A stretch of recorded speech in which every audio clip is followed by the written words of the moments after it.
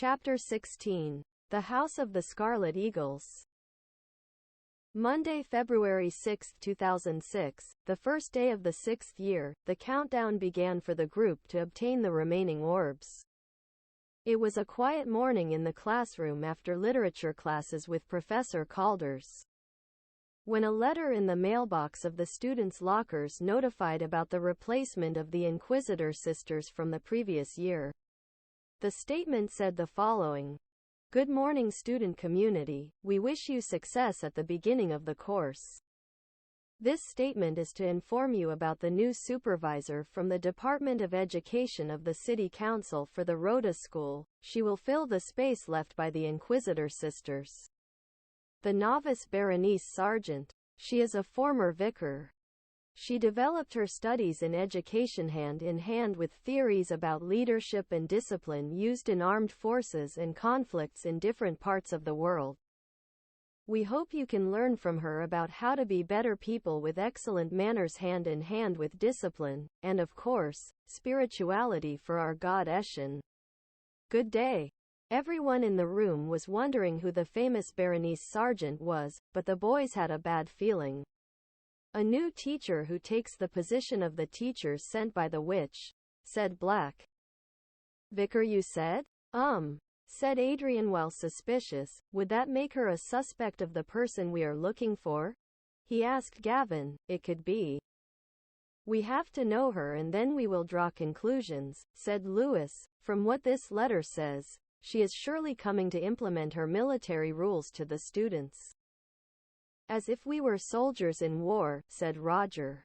After the conversation between the boys about the new teacher, Teffa Gibson ran into the room saying, Guys, I have news for you.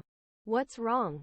Teffa? Asked Gavin. The first is an important message. I want you to have this, but read it calmly at the ranch. I found it inside the gossip book that you made. The second thing is, the new teacher is coming to the classroom, said Teffa. Gavin received the piece of paper from Teffa, and everyone looked out of the windows and the classroom door to see who the new teacher was.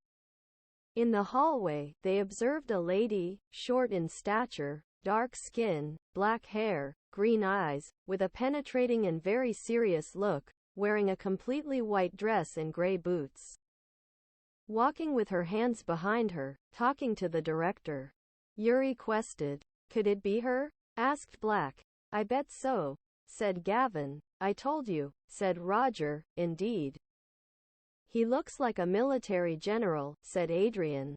Everyone ran to sit in their places. Professor Berenice entered the room with a loud, good morning.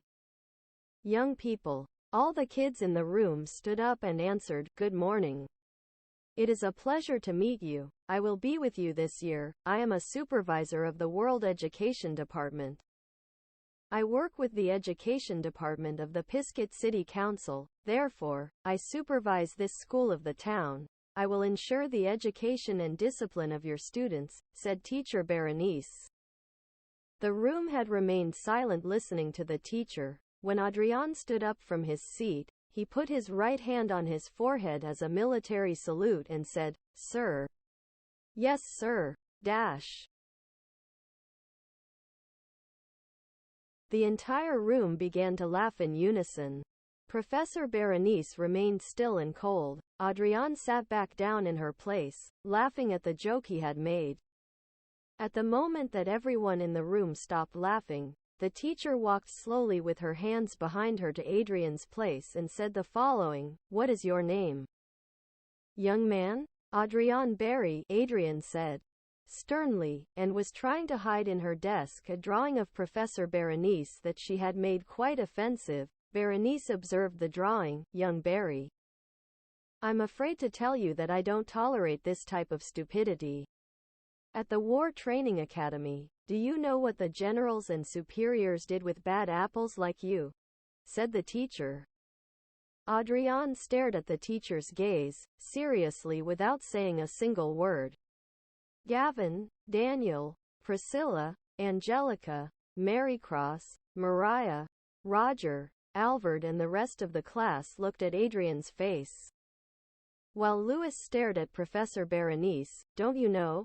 The teacher asked again, looking into Adrian's eyes, and he continued in silence and did not answer a word. The teacher continued in front of her seat, walking from one place to another, and then bowed her head in front of Adrian, facing each other, looking at each other. Only the tips of their noses separating them, just as I suspected. Well, you see, Mr. Barry, in the concentration camps during the wars, the generals took the stupid young people with terrible discipline like you, and they had to clean the camp bathrooms with only a toothbrush. They had to clean the stew pots in the dining room with their own fingers, and if we go back to earlier times, torture existed. We took the bad apples and tied their little finger to a chain, and they had to be like that, hanging at a height of 2 meters for 3 hours. There were whippings with chains.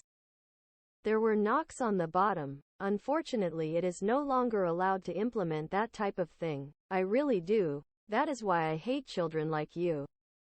For that lack of seriousness that they always denote. But, you see, Mr. Barry, every school, where I've been, bad apples like you, I always manage to transform them into sweet apples, the teacher added abruptly. Then, the teacher wrote the acronym VWDG on the blackboard, and mentioned to the entire classroom that from this day onwards, they had to write those acronyms in their notebooks in all subjects. They were the acronyms of the school, on a mandatory basis. When the teacher finished her words, she put her hand in her pocket and took out a red apple and placed it on Adrian's seat. He continued in silence, and Professor Berenice continued speaking, but pacing the aisles between the seats in the classroom, and said, "Young people, I hope you have learned the example of young Barry. I don't think you would like to be sent to the dungeons for punishment from the school in the workshop overnight, or do community service for the Department of Education. That has been today's lesson. See you another day. See you soon." Professor Berenice left the room, and the rest of the group felt relief from the tension that existed inside. If you said one more word to him, he'd send you to clean the women's bathroom with your toothbrush, said Roger. Shut up. I'm not afraid of that woman, Adrian shouted angrily. Imagine having parents with that character. Black said. Hey, did you see what I saw? Louis asked, looking at everyone. I only saw tension. If you saw something else, then no. Gavin said. What did you see? Albert asked. His necklace. Didn't you see it? Louis said. What did he have? Gavin asked. I'll tell you about the ranch, Louis said, after telling us that we also have the role of Tefa. He says it's important, Gavin said. The hours passed. Hours at the school, and then a correspondence arrived in the afternoon in the classroom of the House of Jade Clovers from Berenice. Good afternoon, young people. I forgot to mention, remember, this course in its 6th year has an important task. Have been chosen to deliver the orbs to the Minister of the Department of Education of the City Hall. Your house has been chosen to carry out this task together with the House of the Scarlet Eagles. I remind you that you must present the 10 orbs before me. Each orb is of value: honesty, fuchsia, solidarity; yellow, patience; red, love; orange, respect; white, responsibility; black, friendship; green, kindness; blue, freedom; purple, peace; silver, with their respective colors. If they do not hand in their task as a group, I'm afraid they will fail the course. Only one house will be the one that can bring the 10 orbs, a task that the school itself entrusted to them a long time ago. I wish you luck, as the motto of this house says. I hope not to see you in 6th year for the 2nd year in a row. See you soon and get to work. Kiil Mizmi Kulaju Li Inquarji. Blah, blah.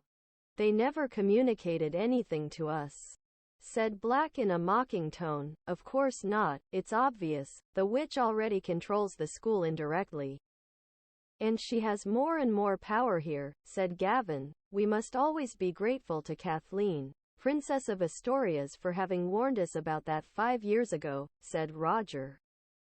That has allowed us to have a head start on those incompetents, said Adrian while rubbing his hands. And how many orbs do you think the Scarlet Eagles have? Liza asked. We have the lead with that. We found information in the gossip. If it is said that only one house will deliver the orbs to the minister, it means that only one house exists. Only 10, the replicas, and we have 7.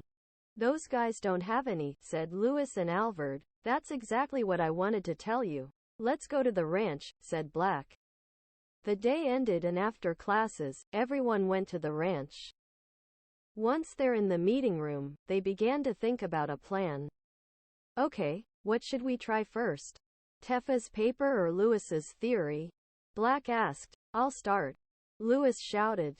Go ahead, Alvord said politely. I don't know if you noticed, but I think Professor Berenice has the fuchsia orb, Louis said. What? Really? Black asked surprised. Yes. When she was scolding Adrian, I noticed her necklace. Didn't you see it? Louis said. No, I stared at the hell that was reflected in her pupils. Adrian, what exactly did he have? Asked Gavin. Well, the orb wasn't exactly that visible. His necklace had like a gold shell and inside it, a fuchsia-colored sphere shone, said Louis, if it is the orb. How the hell are we going to take it away from them? Black said exasperatingly, I have a theory that it could be that there are only 9 orbs and the 10th one is that one. And it is delivered to the house that presents the previous 9.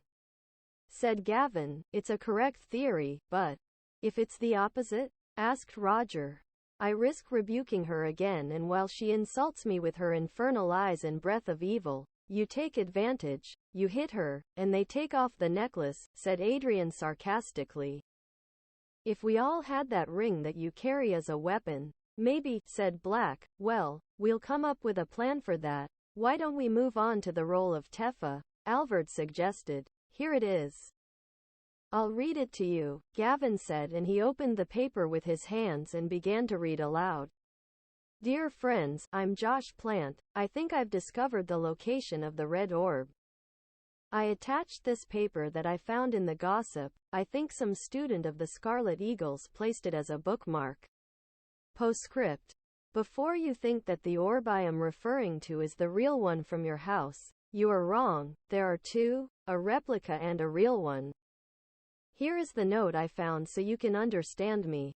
Further down, Josh had attached the note he found. It was a map and a list of tasks. On the page it mentioned how the Scarlet Eagles had discarded the search for the 7 orbs that the boys already possessed, but the search was still in progress, according to the note. Of the fuchsia and the orange, and below that writing was a map of the room of the house of the Scarlet Eagles, along with the password to enter, and in the place were 2 red orbs. The true one and the replica. Excellent. We already know where the red one is. The gossipographer was a success to have created. Louis shouted, I don't want to discourage you. But how are we going to get in? Said Black. Members of other houses are prohibited from entering another house, said Roger. I have a plan. Said Black. What do you suggest? Asked Gavin. We will infiltrate the house of the Scarlet Eagles, said Black. How? There are too many people in classes. They would catch us easily, said Adrian. We will go at night, said Black. You must be kidding, said Alvord. But how are we going to do it? Gavin asked curiously. Daniel Black began to tell the boys step by step about the plan he had. Daniel suggested waiting a few months to give the plan the green light. The plan is the following. We will go the first week of March, on Friday, March 11th, that day. There will be a recital and the graduation dance for the 11th year boys, with a beach theme at the school. People from the town will attend. Teachers, and it is organized by the Scarlet Eagles musical group that is in the art club with Professor Arnold, said Black. And how do you know about that activity? Adrian asked. A few days ago I heard some idiots from the Eagles talking about her on the train. I heard everything, insignificant information, but now it will be useful to us, Black said. Besides, I imagine you heard it from Professor Arnold in the art club last week that he reminded the members of the Eagles who are in the club of that activity. She was also inviting the other members of the group who belong to the other houses to play in the recital, but then by order of the director, she had to limit herself to only inviting students from the Aguila. However, in other activities the rest always participate. There are members from freshman to senior year, Gavin argued. The art club?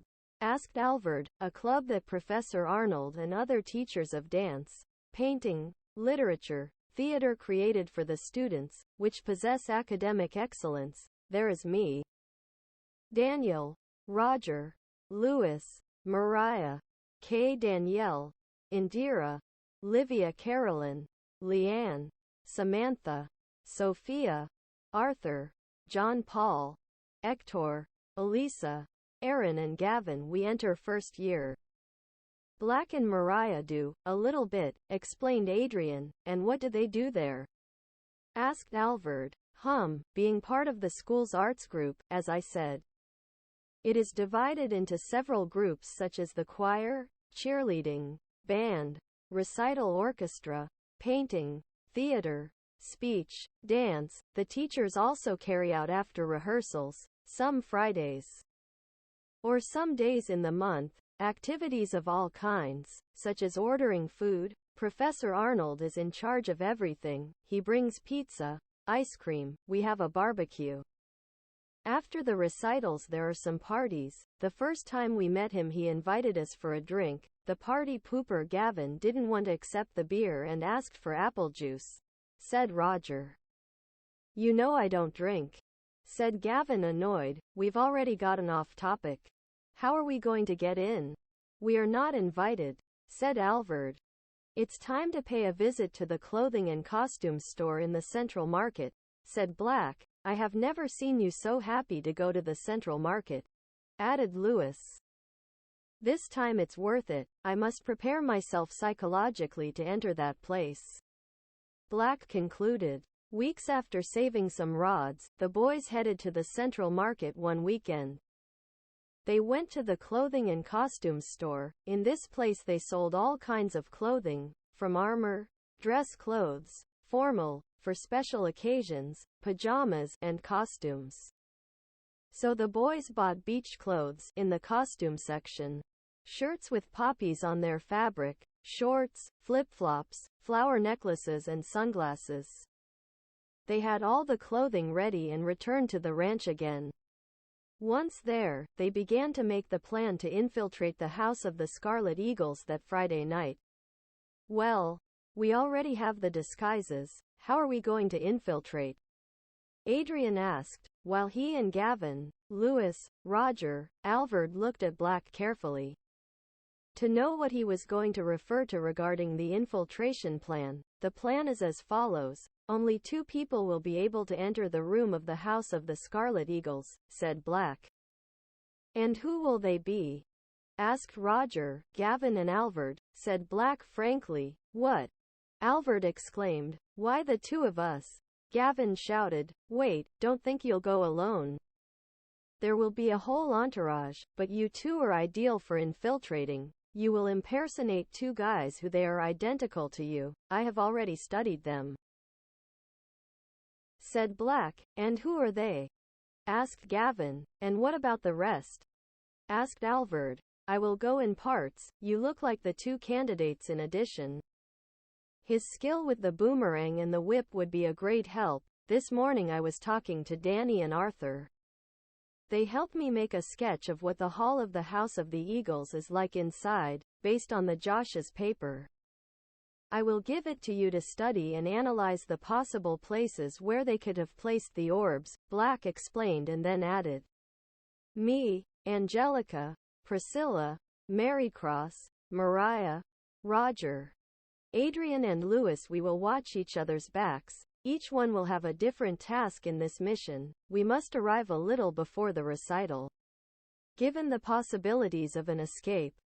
We must be in different areas of the school outside to help our friends. In which parts? Asked Louis. Hector and Adrian will help Gavin and Alvord at the entrance. I will be supporting Hector from the other side of the school train station. Roger and Louis will be at the gate that accesses the green forest from the outside, said Black. And the girls? Asked Roger. Mary Cross will stay at the ranch awaiting her return. We cannot risk her. Mariah and Arthur will be in the sector that accesses the river bridge in the green forest.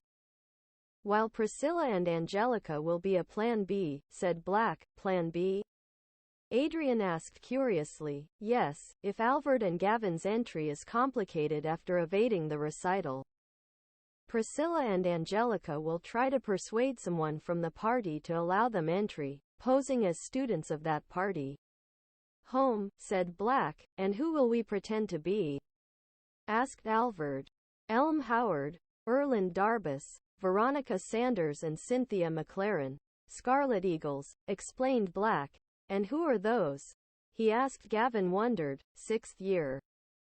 People not so popular but similar to you. Elm and Erland are identical to you too, while Veronica and Cynthia are identical to Angelica and Priscilla, said Black.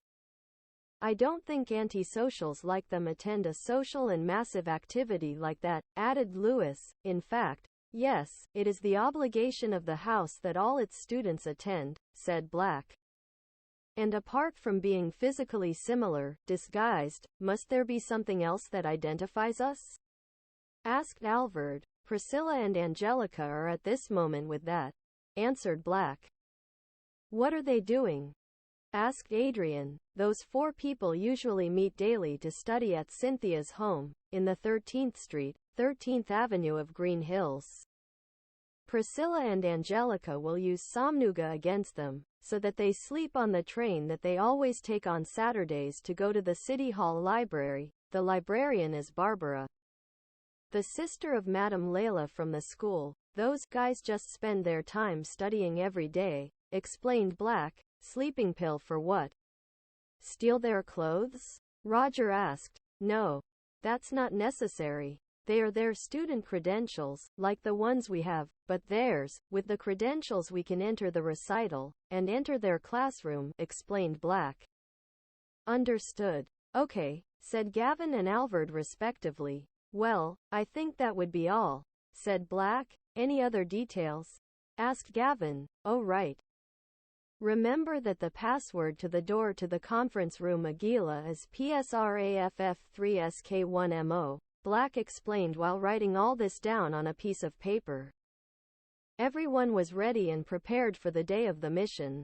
It arrived on Friday, March 11th, around 3 in the afternoon. Everyone at the ranch was ready for the start of the mission.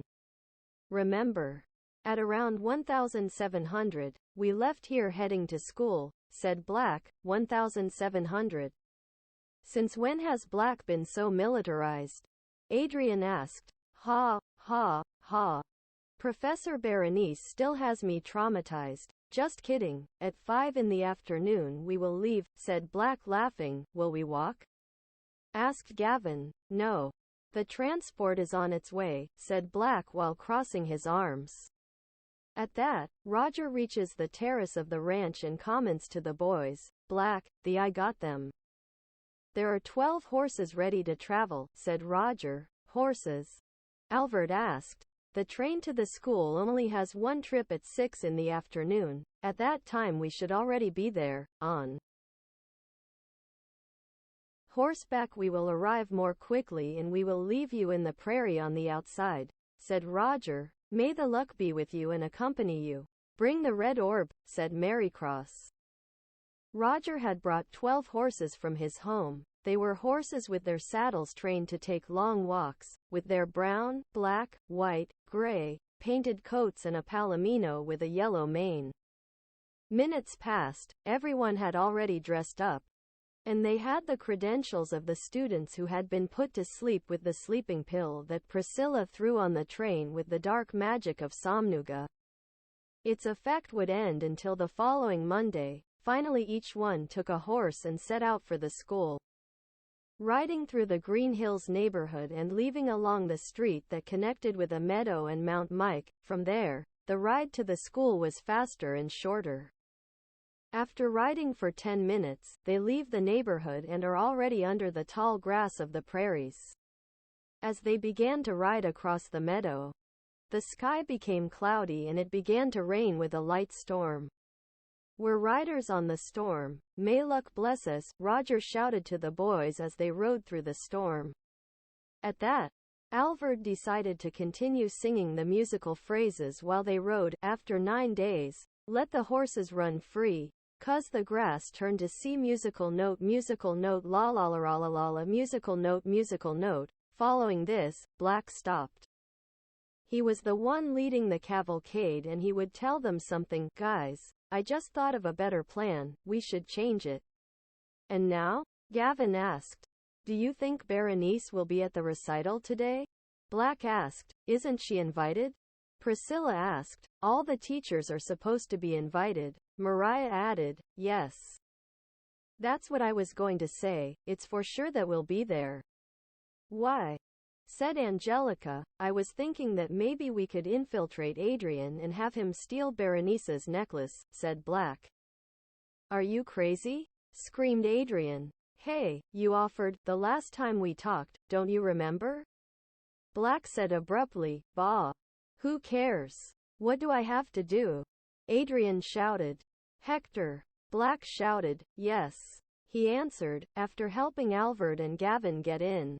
"I need you to go with Adrian to the roof of the gym where the recital and dance will be and turn off the lights from the control box, and Adrian will use a rope to get down. Go to the seats where the teachers are and look for Professor Berenice." Black argued on his horse. "Do you want it dark, black or semi-dark?" Hector asked sarcastically. "Just do it," Black shouted, like Adrian said to the teacher. "Yes, sir." "Ha ha ha," said Hector, laughing and taking the mission not very seriously. "Shut up and pay attention." Gavin yelled at him.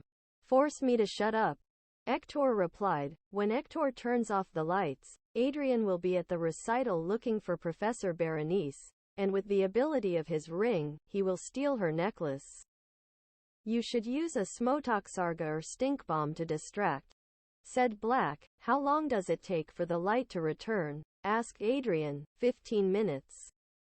"Enough to steal the necklace and we can all leave school victorious," said Black. "Let's get to work," Gavin said. After several minutes of riding, they arrived at the meadow adjacent to the school. Everyone left their horses there and went to their positions walking as Daniel had said. He had begun the mission of hunting the red orb. 5:50.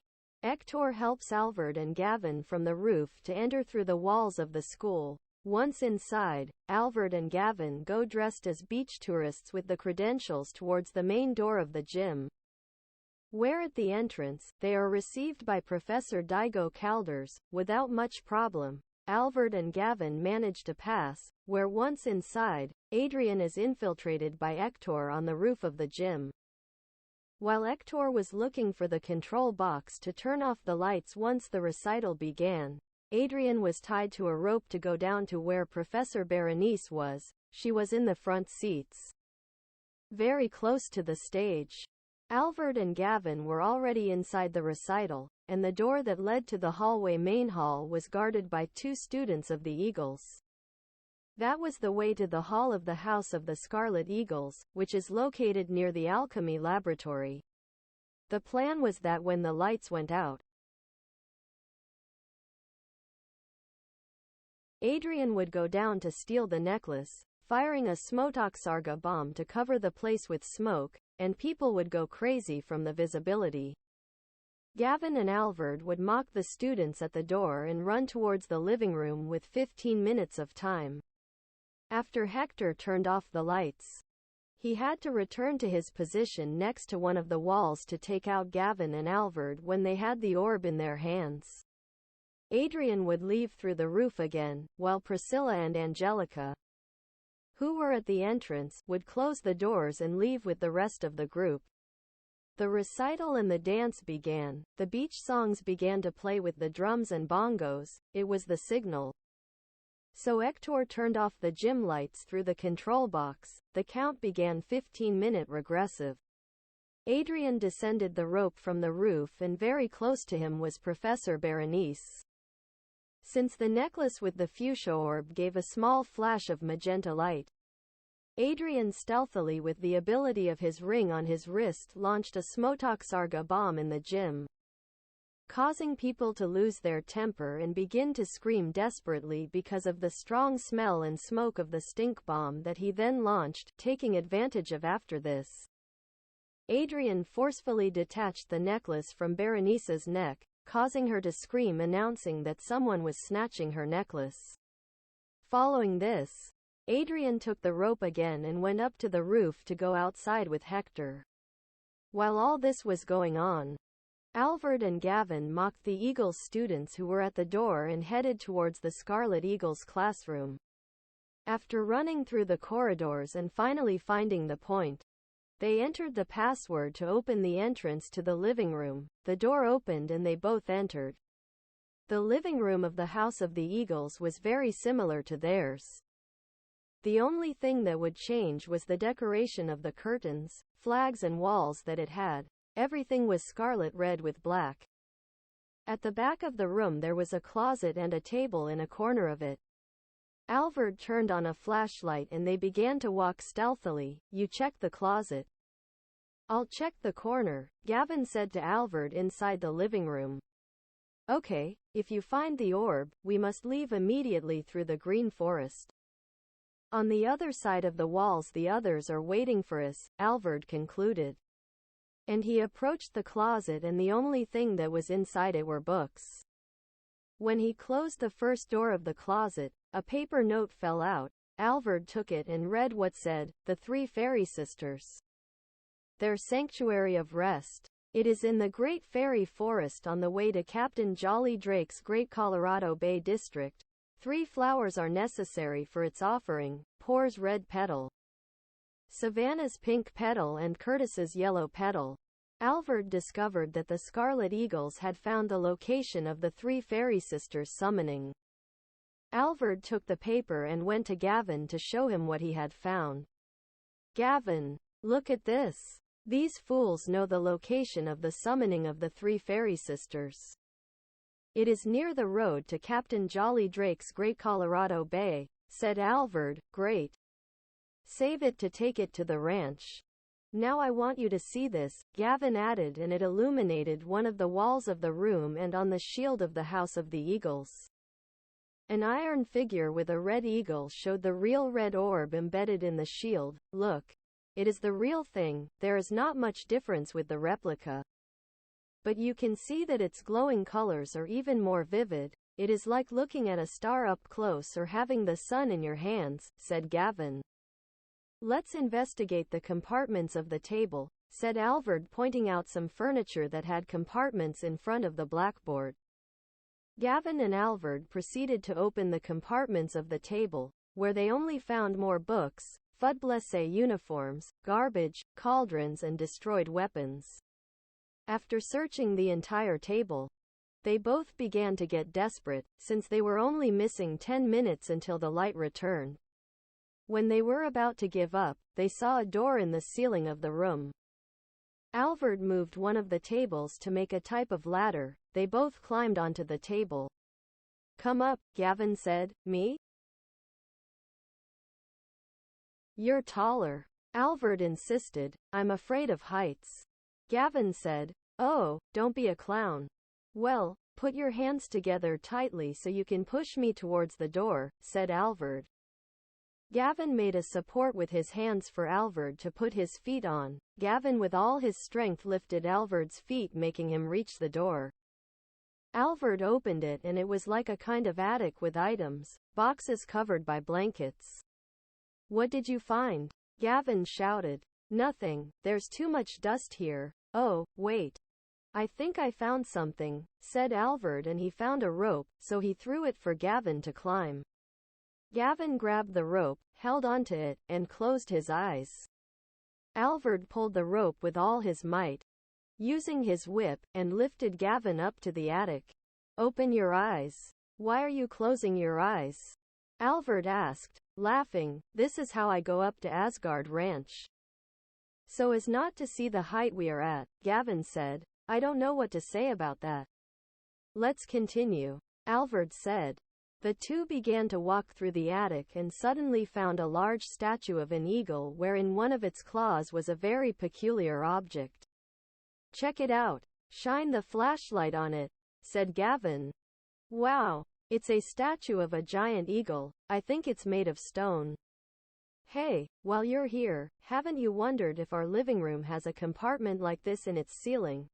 Said Alvord. There is. But we've never looked into it, said Gavin. We should go in a while, said Alvord. The flashlight was pointed at the claw of the eagle statue, and it was holding a glass sphere. But it was covered in dust. Gavin suggested using Windaga with his boomerang to remove the dust, but Alvord had a better idea. You're crazy.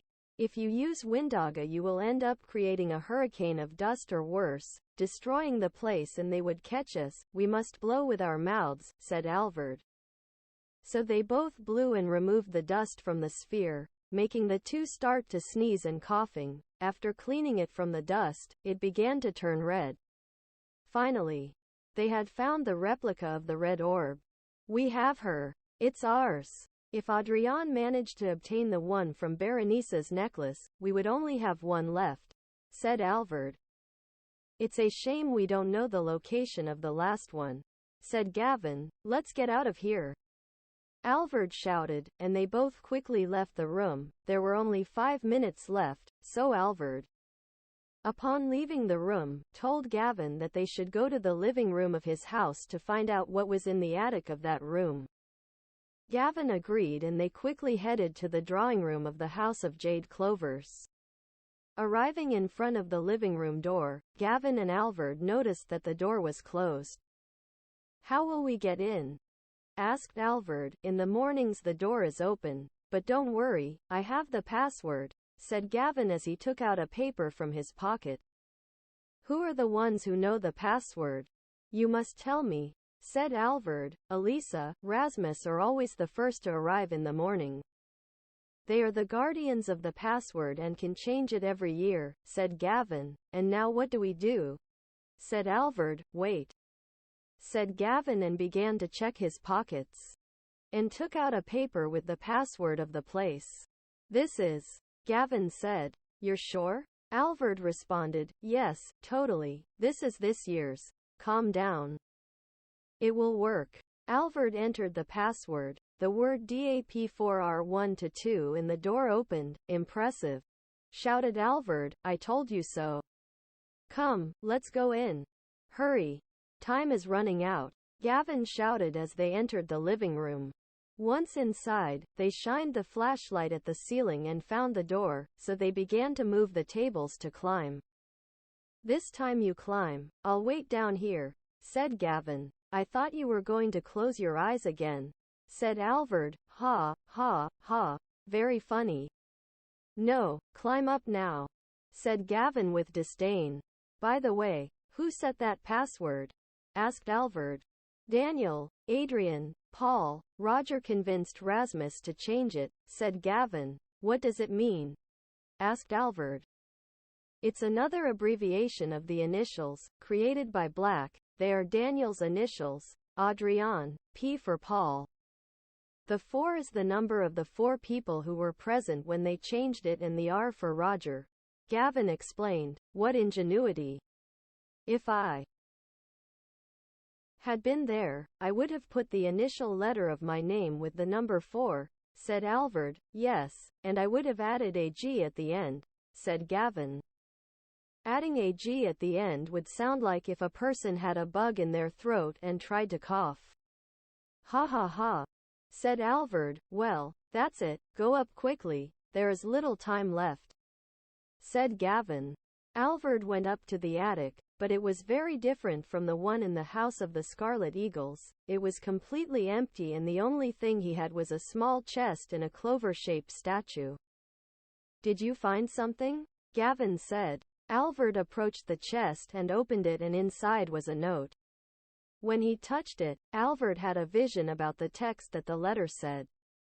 In that vision, certain people were shown gathered in one place, while a voice said the following. Year 1851, Madame Dion, general founder of the Rhoda School, the first patriarch of the town, Dragos Yaromirski. The vicar John Paul Ignace, head of supervision and owner of the land that was donated to the school, the co-founders and heads of the houses, Michael Makorobi, nature lover, hunter. Head of House Jade Clovers, magician Zeem, lover of fire and great friend of Michael Makorobi. Head of House Scarlet Eagles, Jamie Vegat, soldier, artillery lover. Head of the House of Black Knights, Jacqueline Orlick, eruditism, lover of the sea and sky. Head of the House of Sapphire Falcons, Jennifer Ned, priestess, lover of creatures. Head of the House of Bronze Bees, Stephanie Liamson, swordsman, lover of power, luxury and wisdom. Head of the House of Violet Gems, Gerald Millicent, cleric, lover of felines. Head of the House of the Pearl Lions, Fabian B. Gordon, lover of precious stones, summoner. Head of the House of Golden Canaries. All of them established their knowledge to found the school and give a better education to the first settlers. Unfortunately, one of our friends took a wrong path because of her past. That's all I can say. In the great fairy forest next to the poor, Curtis and Savannah trees in autumn, a quartz was worked with these beautiful colors, giving rise to an orange sphere, which Jennifer Ned then provided to us to create an orb for each house. The vision ended, and Alvord took the paper, thought it was several clues, and immediately told Gavin what he had found. Hey Gavin, you're not going to believe me, but it was worth it to come here, said Alvord as he walked back to the door, when suddenly footsteps began to sound on the roof and Hector and Adrian appeared through a door. Woohoo! Time to go, said Hector. Idiot. You scared me, Alvord shouted. I had the impression that they were here since they weren't coming back quickly. Let's go now, there are only a few minutes left, said Hector, and he, along with Adrian and Alvord, helped Gavin get up to the roof and fled down the roof. Green Forest. It was a cold night, the light returned to the classroom and everyone calmed down. Teacher Berenice was extremely upset about her necklace, so she left the gym along with other teachers. However, the party continued. Meanwhile, in the Green Forest, Alvord, Gavin, Adrian and Hector walk along the path in the darkness. The moon was hidden in the clouds. The lamp had run out of batteries, but Adrian found an old lamp with a wick. Like this, they turned it on to illuminate the paths while they walked. They had to cross the entire Green Forest to reach one of the walls of the school, where at around 8 at night, the rest of their classmates were waiting for them outside. So, how did the plan work out? Hector asked happily. Fuchsia orb, obtained. It was like taking candy from a baby, Adrian said. And what about you two? Hector asked, looking at Gavin and Alvord. Red orb obtained. Complicated, but we have it, said Gavin. That's not all. Wait until we get to the ranch. We found important information in some paper notes in our house and in the house of those louts, said Alvord. They continued on the path. While everyone they were walking, Hector stopped. A stone was bothering him in his shoe. He put his hand in his pockets and said, how strange, I thought I still had some sweets left. And my credential? Right, I should have left her at the ranch. After continuing walking, he could only hear the sound of crickets, frogs, owls in the treetops, the sound of the breeze and a wolf howling in the distance. After a few meters, the enemies that they talked so much about in the first year began to appear. Angry gray wolves, snakes, vampires, and ghosts began to appear, but thanks to the power of the 4 boys, they were easily defeated, so they continued on their way without any delay. Finally, after several minutes, they reached the school wall. On the other side was the meadow. So Hector touched the wall 3 times with his fist. On the other side, one of the boys, where they were already waiting for them, answered the code Morse. Hector had placed a rope around his torso, took it off and threw it over the wall. The rope went over the wall and fell to the other side. "We have them!" Daniel Black shouted from the other side. Alvord used his whip to embed it in the crown of the wall. The wall was about 5 meters high. Roger, from the other side, threw 2 more ropes. So the boys began to climb the wall like spiders thanks to the rope. Finally, when they were in line at the wall, they jumped, and as they landed on the outside of the school on the meadows, they ran across the tall grass towards where they had left the horses. Once there, it was almost 9 at night. The 4 of them told the rest that the mission had been a success. They had the red orb and also more important information. "Brilliant. Let's go to the ranch to eat, celebrate and rest.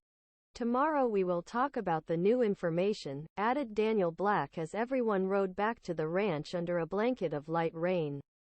The next morning, it was the weekend, everyone got up, had a quick breakfast of donuts with chocolate, peach juice and lemon. After breakfast, everyone gathered in the meeting room. "Friends, I congratulate you all. The mission was a success. It is a pleasure for me to place the red orb and the fuchsia orb on this tray," said Black. "How good it feels to have stolen the red orb from those fools from the Eagles," said Roger.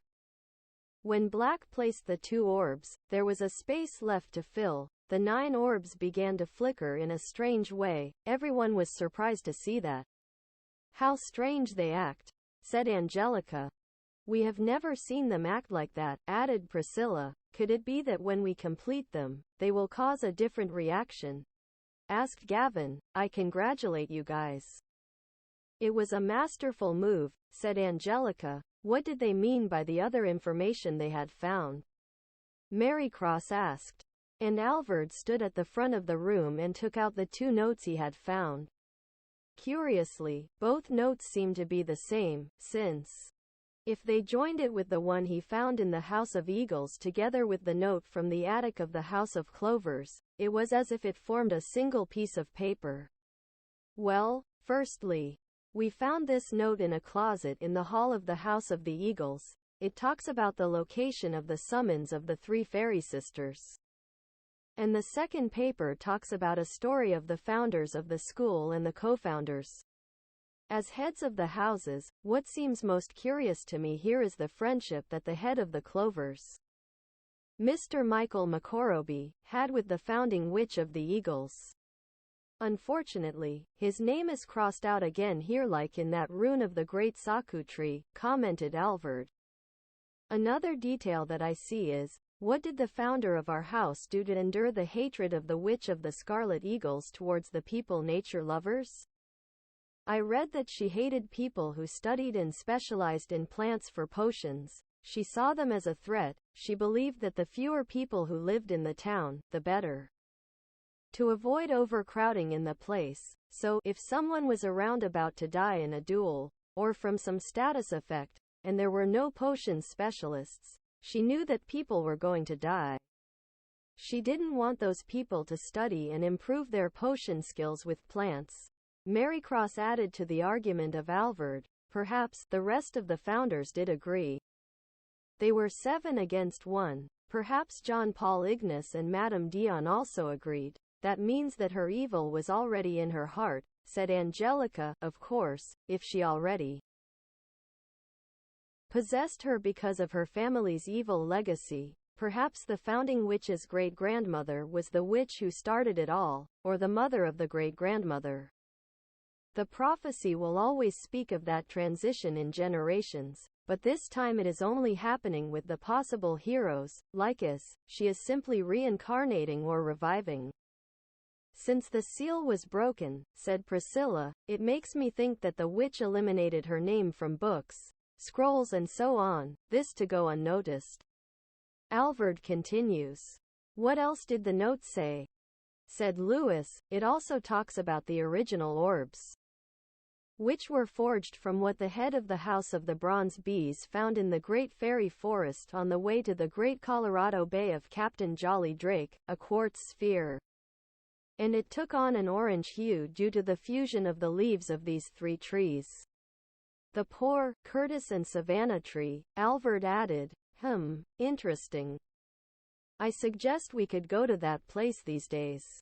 If the orange orb was formed there, we could find clues about the replica, said Alvord. Yes, there's just one problem, said Roger. Which one? Asked Mariah. My father has told me about those trees. They only bloom in autumn. During these times they do not have flowers. So they are perfectly camouflaged in the foliage of the other trees, and the fairy forest has trees of all kinds. Of course the bamboos and pines stand out. If we go at this time, we would get lost and never find them, said Roger. That means that we couldn't go look for the summon of the fairy sisters either? According to this note, the offering is 1 flower of each, said Black. And what do you think if we go to the Central Market to ask Flowerdelly if she has any of those flowers? Asked Marycross. She doesn't have any. He only sells flowers from small plants. He has never sold flowers from trees, Angelica answered confidently. Correct. Besides, those trees are very difficult to find. They are not very common in any forest and their flowers only last a few days, she said. Roger, we'll go in the fall, Black responded. Months passed, and autumn arrived. It was October 5, 2006.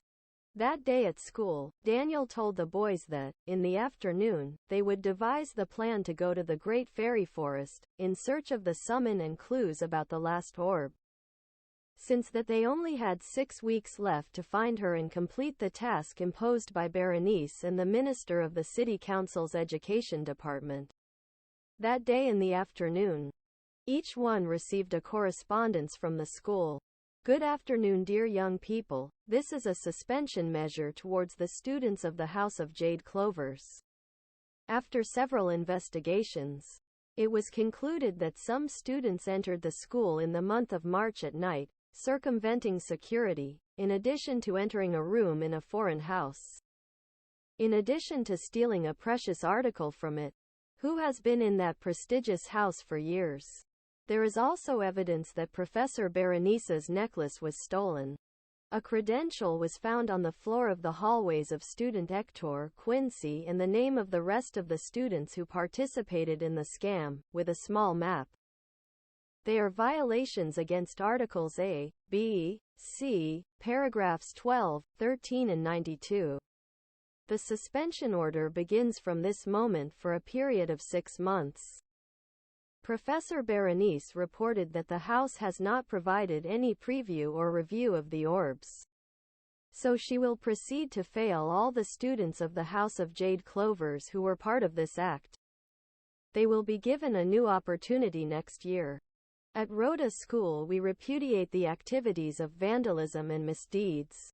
The boys had been temporarily expelled from the Rhoda School and had failed the 6th year, so, within 6 months, they would be reintegrated into the educational system. What the hell? Black shouted. Hector, you're an idiot. How were you so stupid to leave your credentials at school? Adrian shouted in front of Hector, quite annoyed and abruptly. Sorry, it was an accident. I didn't, said Hector in a nervous tone. And a map with our names, added Roger angrily looking at Hector. What the hell is a map for? Asked Gavin with disdain. I'm sorry, said Hector with teary eyes and added, I only made a map to guide me. Since everything you said I wrote down, I have a short-term memory and I forget things. Please, forgive me, I will tell you. I beg, for what you want most. Now, enough. Stop crying, Adrian said annoyed. And why the hell were you carrying your credential? Priscilla asked with an angry expression. Hector breathed heavily and was able to continue talking. Then he said, I didn't realize I had taken her to the mission. It was a mistake. An accident, I never thought. Damn it. And now what will we do? Lewis said as he tapped the ground with his feet. According to the suspension order, we can rejoin the school again in April. Let's use these 4 months to search for the last orb in the summon. They'll give us another chance to deliver them, Black argued. Didn't you hear? We take the true orb. Lewis answered. Black and the others saw the tray of orbs in the center of the meeting room again, and they were still flickering, which led them to the conclusion that the orbs they were collecting were not the replicas, they were the real ones. That explains why they shine, said Angelica. So the ones in the school halls are the replicas? Asked Mariah. It seems that way, but well, let's look for the last one. Let's go to the Great Fairy Forest. Let's take advantage of the autumn, added Marycross at Asgard Ranch. The teams that would go to the Great Fairy Forest as soon as possible